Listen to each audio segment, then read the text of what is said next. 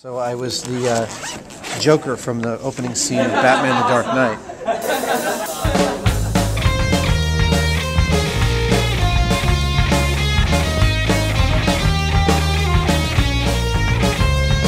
It's Aaron Barnhart of TVBarn.com and the Kansas City Star. Well, Hollywood sure has pumped up the excitement at the annual Comic-Con in San Diego.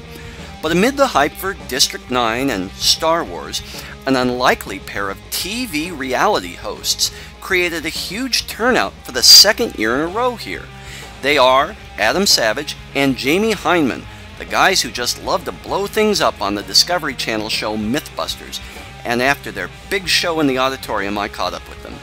I was in the autograph pavilion when you guys came in, and other than the Twilight session, I didn't hear a louder scream. Well, we have this weird. Comic-Con's such an important cultural phenomenon. I mean, it's not science fiction. It's not fantasy. It's this cultural phenomenon. For us to be here and playing on this level is to us really thrilling and weird. I mean, we're the only reality show here. Yeah, Deadliest Catch would never be here. We're still trying to learn what the intersection is between us and the Comic-Con crowd, but there really is a strong intersection, and it involves people making their own reality, and the DIY culture, and the steampunkers, and the special effects aficionados, and those are my people. I get that, you know. I walked the floor in costume for 4 hours this weekend, and I had a tremendous amount of fun doing it. Did you pose for pictures and all that good stuff? I posed for a couple of hundred pictures and had a Twitter contest to find me. And at the end of the second day, 2 people found me at about the same time. One of them snuck up behind me and said, "Adam," and I turned my head, and he went, "Oh!" How about you, Jamie? Do you internalize it, or does it secretly freak you out? It's interesting. I'm just watching, and you know, there's a lot of energy here. There's a certain kind of, this is a certain strata of the population, although it's surprising how wide it is. It's not just young people. It's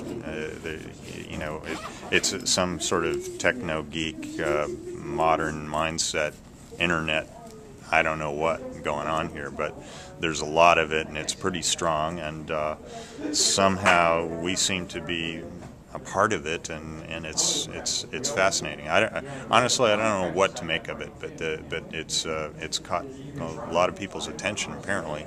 The September issue of Popular Mechanics has going through the motions of guest editing an issue underscored for you in any way the sacrifices you sometimes have to make editorially to make something palatable for television? Actually, I mean, I think we've had a lot of experience writing stuff for magazines and working with great editors that make our writing better and more succinct. But I think we're actually also quite realistic about shaping an episode so that we hopefully aren't shortchanging the type of concepts we want to talk about.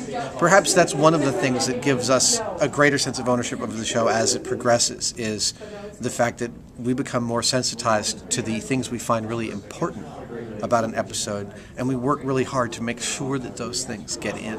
Again, we're just screwing around having a good time, and there's some method to it, and we have to put it into a format that makes for a story. It has a beginning, middle, and end, and that kind of thing.